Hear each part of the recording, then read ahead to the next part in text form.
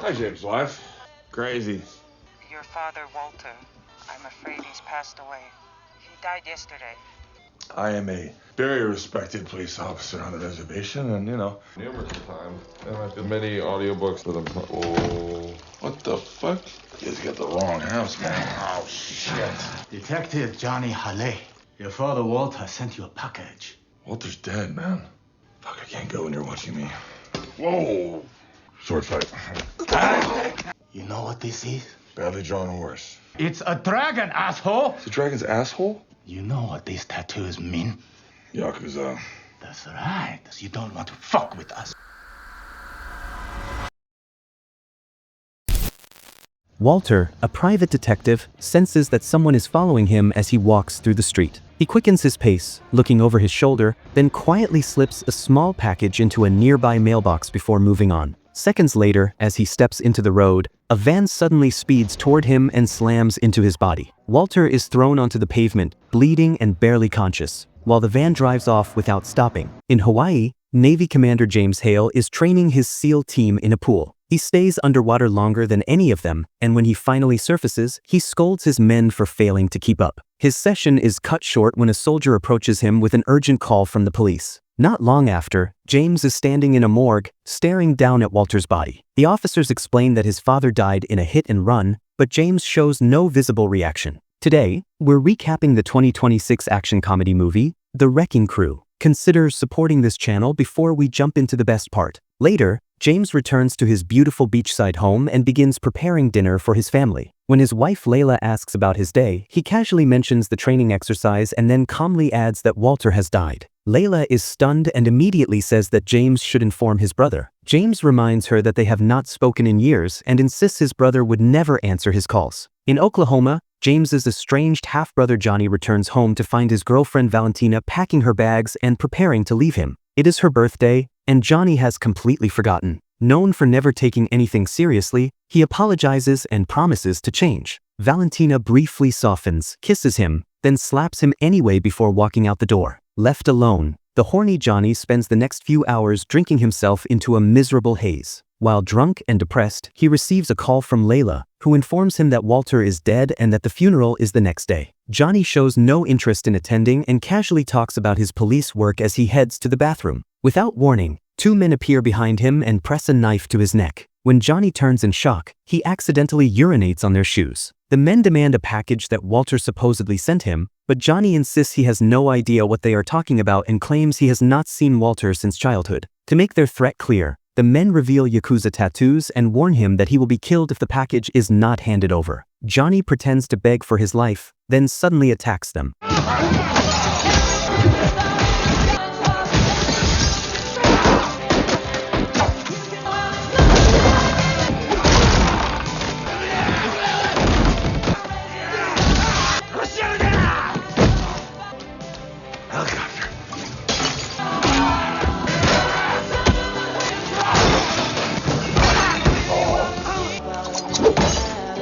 Hey, man. Whoa, hey. Hey, that's my mom.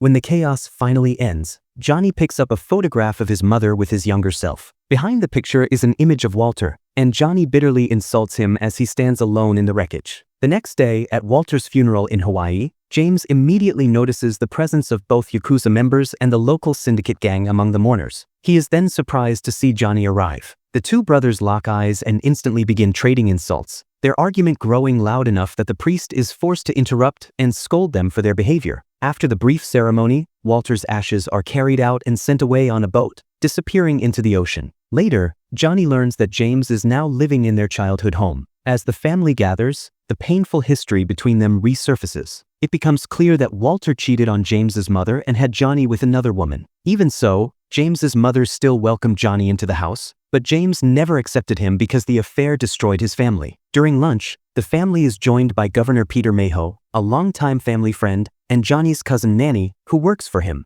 Johnny openly admits that he did not come to Hawaii for James, but to find out who killed Walter. James insists again that Walter's death was just a hit and run, prompting Johnny to bring up the Yakuza attack at his house. The discussion quickly turns into an argument, with James accusing Johnny of dragging trouble everywhere he goes. When Johnny throws back that James also failed to help him when their mother was murdered, James freezes for a moment before asking to speak privately. Out on the beach, the brothers argue once more. James refuses to believe there is anything suspicious about Walter's death, so Johnny angrily flips him off and storms away. At a bar, Johnny runs into an old friend named Kai, who is connected to the syndicate.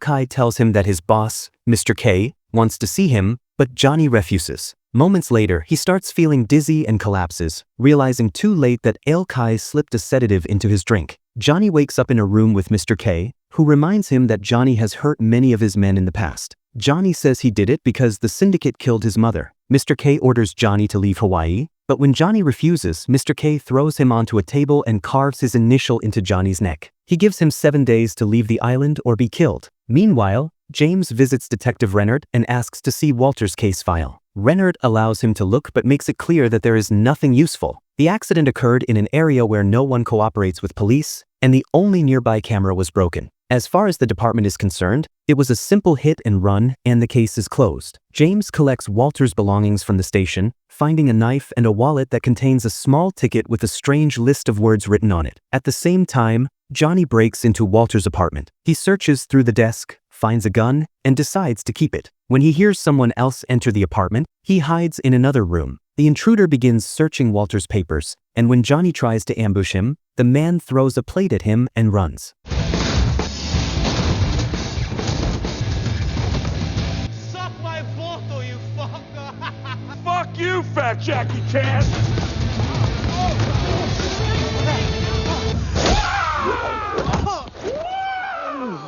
Johnny drags him into a bar and demands answers. The man introduces himself as Pika and explains that he worked for Walter, who treated him like a son. He says Walter had many enemies and that his last job involved a catering company, where Pika posed as a waiter without understanding why. Johnny tells Pika that he now works for him and painfully resets Pika's broken nose to make his point. Elsewhere, James returns to the scene of the accident and studies the tire marks on the road. He notices a security camera inside an adult shop nearby and goes in to ask for the footage. When the clerk refuses, James violently rips out the man's piercings to intimidate him into handing it over. Later, Johnny and Pika return to Walter's apartment and discover a surfboard. Pika mentions that Walter never surfed, and Johnny notices something wrong with one of the fins. When he pulls it free, blueprints fall out from a hidden compartment. Johnny immediately calls Nanny and tells her the plans involve a government deal connected to Peter, and she agrees to check the records. As Pika tries to leave, the front door suddenly crashes open and James storms in with his gun drawn. Johnny raises his weapon in response, but they soon realize they are both investigating the same case. James shows Johnny the flash drive containing the security footage from the shop. Watching it together, they see the van has no license plate and never brakes or swerves. Johnny insists this proves the crash was intentional, while James says they still need more evidence. Johnny sends Pika to dig deeper into the catering company before the brothers leave together. As they argue while driving, they fail to notice a vehicle speeding toward them from the side, and the cars collide.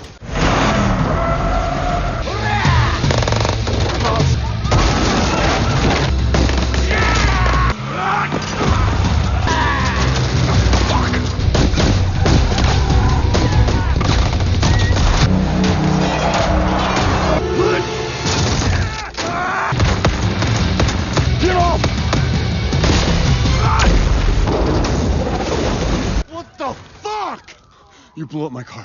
I blew up their car and then it landed on yours. At the police station, Rennert angrily berates the brothers for the destruction they caused and reveals that Johnny was suspended from the police force 2 months earlier for excessive force. James hands over the flash drive and asks Rennert to investigate, but Rennert ignores it and warns them to stay out of trouble. That evening, Nanny shows them what she found in the system. The blueprints are for property on the east side of the island, commissioned by a resort developer named Marcus Robichaud. James notices a seal labeled Casino on the back of the plans, which is strange since gambling is illegal in Hawaii. They agree the only way forward is to confront Marcus at the annual fundraiser the next day. When morning comes, James asks Johnny about his suspension. Johnny explains that he shot a dealer who was selling drugs to children, and James quietly accepts the answer. The brothers then visit the land marked on the blueprints, only to discover it is not a construction site at all but a Hawaiian village that has existed for generations. Johnny receives a call from Pika, who reports that the police recovered the blue van from the ocean.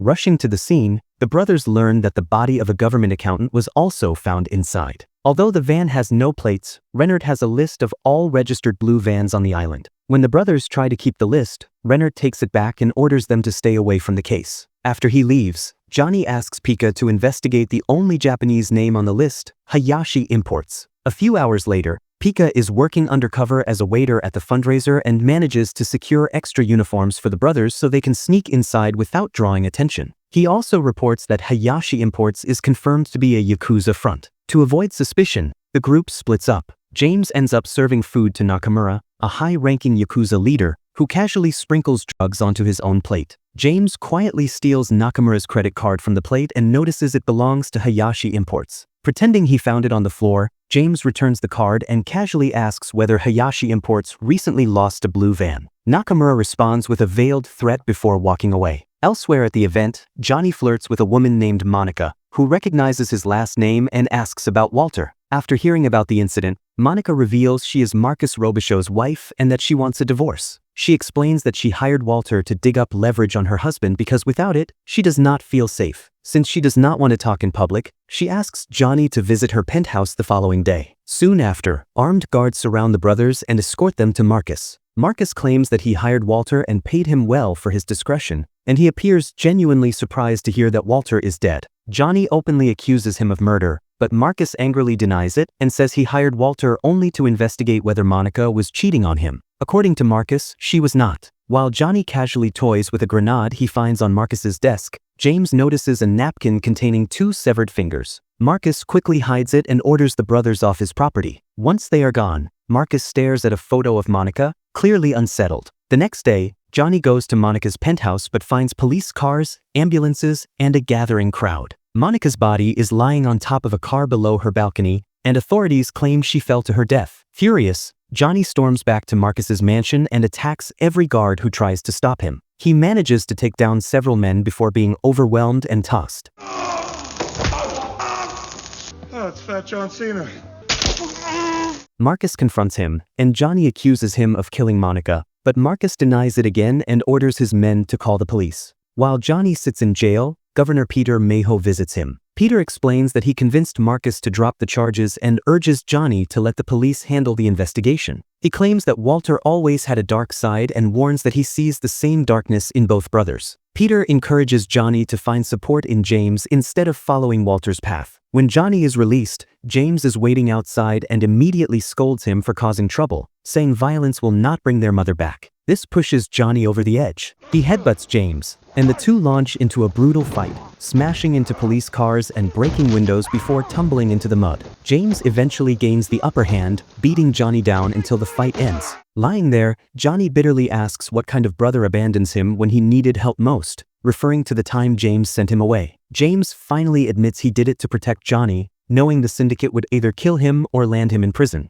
Johnny confesses that he is haunted by the image of their mother's dead body and that James was all he had left. Realizing the weight of his actions, James sincerely apologizes. Later that night, Johnny receives a call from Valentina, who returned to his house to collect mail and discovered Walter's package. Inside is a flash drive, and Johnny asks her to bring it to Hawaii immediately. At the airport, Johnny tries to greet her with a hug, but she ignores him and warmly greets the others instead. As they drive away, Pika attempts to access the flash drive on his computer but hits a banking firewall. Valentina recognizes it as a cold wallet and explains that the flash drive is a digital key needed to access someone's account. The wallet requires 12 randomly generated words as a password, prompting James to hand over the ticket he found in Walter's wallet. Suddenly, a helicopter appears overhead and opens fire on their car. It's a fucking helicopter. Less talking, more shooting. Let me fucking drive! Oh, fuck. Baby looks so beautiful. Fuck you! Fuck.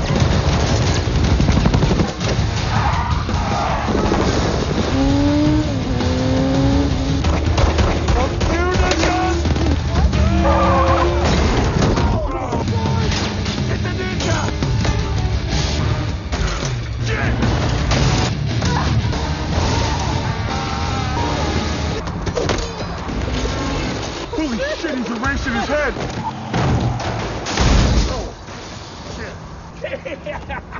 After stopping to catch their breath, Pika finally accesses the data on the flash drive. The records show that $12 million per year has been transferred to Governor Mayho. The group realizes Marcus has been bribing Peter to legalize gambling so he can build his casino, with the Yakuza providing protection. Walter must have uncovered the scheme while investigating Marcus and Monica's marriage, and the government accountant likely supplied the financial proof. They conclude that Peter ordered the murders to protect his secret. At the same time, Nanny presents the blueprints to Peter, suggesting that Marcus may not be trustworthy. Peter pretends ignorance, takes the plans, and promises to review all ongoing projects. When the group returns home, James cannot find his family. He calls Layla and hears her phone ringing on the floor. Panicking, he searches the house until he finds his children hiding in the bathroom. They explain that Layla was taken, and James holds them tightly, assuring them that none of this is their fault. Moments later, Marcus sends a video showing Layla and Nanny tied up in his basement. He demands the flash drive in exchange for their lives. Enraged, James opens his hidden weapons cache, and the brothers arm themselves heavily. That night, they silently kill 2 guards outside Marcus's mansion and move through the grounds, eliminating more guards without raising alarm.